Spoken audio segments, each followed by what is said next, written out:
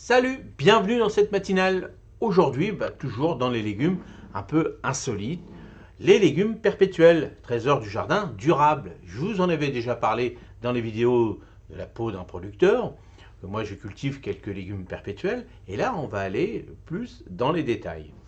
Dans l'univers du jardinage, les légumes perpétuels sont des stars méconnues. Ces plantes vivaces, capables de repousser année après année, sans nécessité de semis annuels, c'est une aubaine pour tout jardinier soucieux de pérennité et de durabilité. Mais d'où viennent-ils? Comment les cultiver et surtout comment les intégrer dans notre cuisine? Plongeons ensemble dans le monde fascinant de ces légumes quasi éternels. Origine et principe. Les légumes perpétuels ne sont pas une invention moderne. Ils font partie de la tradition agricole de nombreuses cultures à travers le monde. De l'oseille de Guinée, consommée depuis des siècles en Afrique, au chou d'Aubenton, un favori des potagers permaculturels européens, ces légumes ont su s'adapter à divers climats et modes de culture. Cultiver les légumes perpétuels. La culture des légumes perpétuels est étonnamment simple. Leur principal attrait résidant dans leur capacité à prospérer avec un minimum d'attention une fois établis. Voici quelques conseils pour les intégrer dans ton jardin. Choix du site. La plupart des légumes perpétuels préfèrent un sol riche et bien drainé, avec une exposition ensoleillée à mi-ombragée. Plantation. Suivant le légume, la plantation peut se faire par semis direct en terre, par division des touffes ou bouturage. Entretien. Bien que réputés pour leur faible entretien, un apport de compost annuel et un arrosage régulier en période de sécheresse favoriseront une récolte généreuse. Récolte. La récolte se fait au fur et à mesure des besoins, ce qui stimule souvent la production de nouvelles pousses. On va donner des exemples. Ça va être plus simple. Alors l'oseille perpétuelle, parfait pour des soupes ou des sauces avec un goût acidulé rafraîchissant.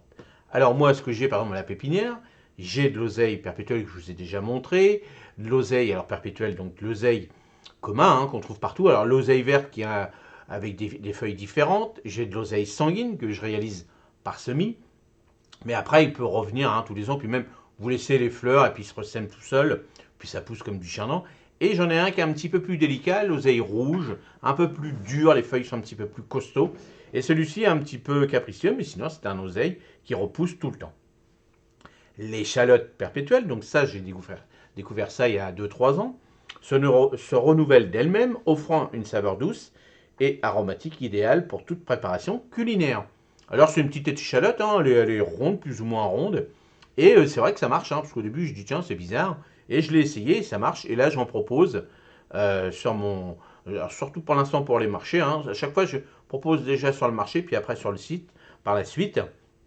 Et c'est une petite échelle, donc cette année je vais la mettre le long du bâtiment dans les petits bacs pour en avoir un peu plus. Alors ensuite le poireau perpétuel, donc ça je vous l'ai déjà montré dans les vidéos de la peau dans la peau d'un producteur, offre une alternative constante au poireau annuel avec moins d'efforts. Alors c'est un petit poireau qu'on coupe, on n'arrache pas, on coupe. Et là on mange, alors c'est gros comme un petit crayon et on le divise par exemple, ça fait des petites boules, des petits œufs. Et au bout d'un 3-4 ans, il y en a plein. Donc il faut diviser tout ça. Donc soit on les remet en rang, ou soit on prend un carré et puis on les sème à la volée comme ça, donc comme on veut. Et c'est le poireau, ça pousse. Alors ça, comme du chardon, vraiment. Juillet-août, il n'y en a plus. Ça s'arrête de pousser. Puis hop, au mois de septembre, c'est reparti. Puis jusqu'au mois de juillet suivant, ça pousse tout le temps. Le chou, donc un chou sans tête qui produit des feuilles comestibles année après année. Alors moi, j'avais essayé un chou perpétuel comme ça. Et le problème que j'avais, c'est que il monte. Donc on récupère les feuilles comme ça. Donc c'est vrai qu'on peut faire des soupes, des trucs comme ça avec, plein de choses. Alors ce chou, moi j'avais essayé de le présenter un petit peu à la pépinière, mais comme il monte, donc ça va pas. C'est pas possible parce que dans le godet, à un moment donné, il faudra un gros pot. Et puis je peux pas vendre ça une fortune non plus. Donc à la présentation, donc bien souvent, on pouvait en trouver dans les foires aux plantes ou des choses comme ça, où là, bon, c'est pas très bien présenté, mais c'est ce qu'on recherche, c'est ce qu'on veut.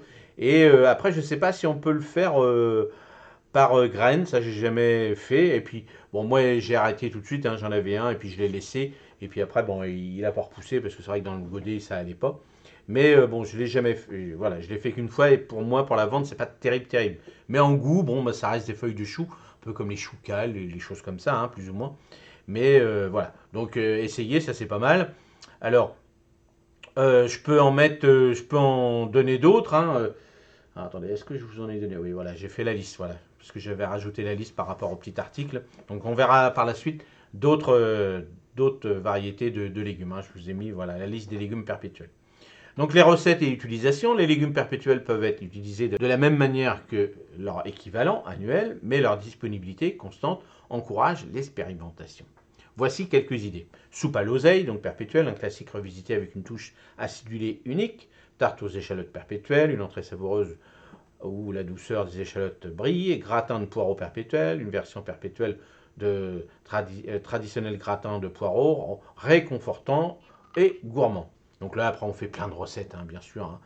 On fait avec l'oseille, des soupes, on fait aussi comment on appelle ça, des tartes à l'oseille, on fait pas mal de choses, hein. Bon, puis l'échalote, après, l'échalote, cette échalote-là, on s'en sert pour tout, hein. Quand on a besoin d'une petite échalote, bon, on prend ça, c'est exactement la même chose. Alors, elle est plus douce, mais tant mieux, parce que des fois, bon, on préfère avoir un petit peu de... Si on fait une préparation à l'échalote, des fois, on a un peu trop de goût dans la bouche, donc là, ça, c'est pas mal. Puis le gratin de poireaux perpétuel, bon, comme les poireaux, alors ils sont beaucoup plus petits, hein, bien sûr, mais le goût est là, hein, ça c'est sûr, moins prononcé que certaines variétés, mais il est là. Donc voilà, donc maintenant je vais vous donner la liste de légumes perpétuels.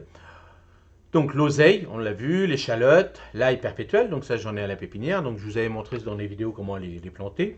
Alors l'asperge, hein, parce que ça reste longtemps quand même. Poireau perpétuel, ça on l'a vu, le chou on l'a vu, l'artichaut, bah oui, hein, l'artichaut ça reste en permanence. Les rhubarbes aussi, hein, on fait pas mal de choses, topinambour, les crônes, tout ça j'ai, la livèche, donc la livèche c'est le céleri perpétuel. Ciboule, moi j'ai de la ciboule rouge, de la ciboule blanche, donc ça c'est des petits légumes qui ont le goût d'oignon, hein, qui ont le goût d'oignon, le réfort. Donc voilà, donc il y en a quelques-uns. Donc si vous en connaissez d'autres, n'hésitez pas à d'augmenter cette petite liste. Et puis pour la conclusion, c'est sûr que ces petits légumes, alors le mieux pour ces petits légumes perpétuels, c'est alors soit vous les faites en rang, comme dans le potager, comme vous voulez, ou alors vous les faites dans des petits carrés et vous faites vos carrés de légumes perpétuels. Par exemple, l'ail, vous pouvez le planter autour des pêchers, hein. On sait que l'ail, ça éloigne un peu les champignons qui embêtent un peu les pêchers. Donc vous voyez, vous pouvez faire un rond autour de votre pêcher, vous mettez de l'ail, comme ça vous avez, hop, vous avez un petit coin d'ail perpétuel. Bon, les échalotes, vous pouvez faire la même chose, hein. Vous pouvez soit les mettre en rang d'oignons, comme on dit, hein. Il existe aussi l'oignon perpétuel, hein. Vous voyez, je savais bien que j'en avais oublié un. L'oignon perpétuel, c'est pareil. Et donc, vous voyez, soit vous faites vraiment un potager de légumes perpétuels, ou là, vous faites traditionnellement en rang, comme vous voulez, ou après, un peu dans tous les sens, si vous voulez. Attention à l'entretien après, derrière. Bon, la rhubarbe, il n'y a pas de souci, hein, ça, il faut 1 m². Le topinambour, c'est géant comme tout, donc ça fait des belles fleurs. Bon, le crône, le crône, après, il va se mélanger avec des mauvaises herbes, donc à voir. La livèche, ça fait un bon petit truc quand même de presque 1 m à peu près. Bon, l'oseille, l'oseille, il faut que ça pousse. Bon. Mais après, vous voyez, par rapport à l'importance de votre jardin, mais ça peut être sympa. Et c'est pour ça que moi, je vais développer un petit peu tous les légumes comme l'ail, où j'ai besoin. C'est-à-dire, j'arrive pas à faire l'ail traditionnel, on va dire. Je ne sais pas si on peut l'appeler traditionnel, mais voilà, j'ai un peu de mal en Normandie, dans mes terres argileuses. Donc là, avec l'ail perpétuel, où j'ai mis le long de l'atelier, dans une terre légère, puisque c'est pratiquement que du terreau, mélangé avec un petit peu de terre de mon jardin. Et là, on va voir ce que ça donne. On verra si je peux le garder tout l'hiver, une bonne partie de l'hiver. Bon, c'est vrai que l'ail, on garde 2-3 mois aussi en gousse.